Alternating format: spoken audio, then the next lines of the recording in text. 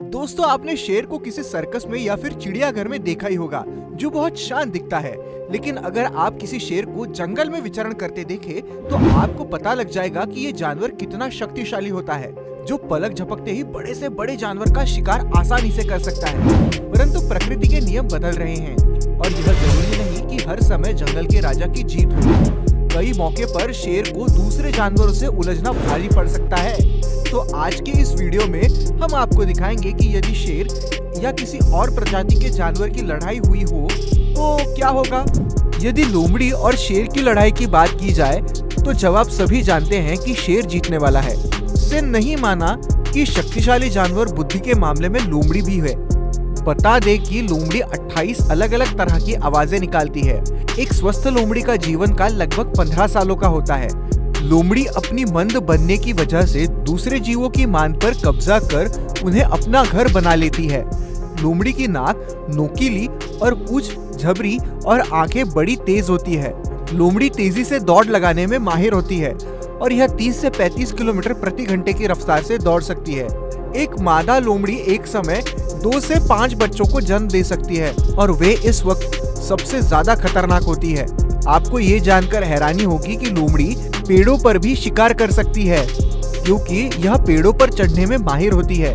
मांसाहारी खाने में लोमड़ी मुर्गी, मछली, खरगोश और मोर का शिकार सबसे ज्यादा करती है। दुनिया के सबसे भारी जानवरों में से एक जानवर होते हैं हाथी। ये इतने भारी भरकम होते हैं कि इसका मुकाबला करना किसी के बस की बात नहीं। इनकी आवाज से ही आसपास के जानवर दूर भाग जाते हैं। इसे जंगल का सबसे पावरफुल जानवरों में से एक माना जाता है। जानवरों में सबसे ज्यादा एकता हाथियों में होती है। वे कभी भी आपस में नहीं लड़ते और अगर इनके ग्रुप में कोई मारा जाता है तो उसकी मौत पर वो अपना दुख गरज कर जाहिर करते हैं। हाथी बहुत शक्तिशाली होते हैं। उनमें शेर से भी टक्कर की हिम्मत होती है, लेकिन वे मधुमक्खियों से बहुत डरते हैं। यदि एक अकेला शेर हाथियों के झुंड पर हमला कर दे तो शेर को भी अपनी जान बचाकर भागना होगा। जी हाँ, एकदम सही सुना है आपने। शेर भी हाथियों से डरते हैं। हाथी जब भी गुस्से में आता है तो जंगल में तबाही मचा देता है। उससे किसी भी जानवर का कोई कंपैरिजन नहीं है। अब आते हैं जंगली भैंसों और जंगली कुत्तों पर। जंगली भैंसे भी ऐसे जानवर है जो शेर से पंगा लेने में बिल्कुल पीछे नहीं हटता है। यूँ तो शेर भी भैंस पर हावी होता है, लेकिन भैंस अपना पूरा दम दिखाती है। भैंस का सबसे बड़ा हथियार होता है उसके नोकीले पहने सींग, जो दुश्मन के छक्के छुड़ा देती है। बस फिर क्या, जब शेर और भैंस की लड़ाई होती है तो भैंस भी अपने से बिल्कुल पीछे नहीं हटती। मनुष्यों को छोड़ भैंस का कोई नेचुरल शिकारी नहीं है। जंगली भैंस अपने विशाल आकार और ताकत की वजह से अपने दुश्मनों को आसानी से हराने की क्षमता रखती है। अफ्रीका में रहने वाले लोग सबसे अधिक जंगली भैंसों से डरते हैं। अफ्रीका में भैंसों की वजह से होने वाली मौत की संख्या हर साल बढ़ती जा रही है। हिप्पो और क्रोकोडाइल के बाद इसे तीसरा सबसे खतरनाक जानवर माना जाता है।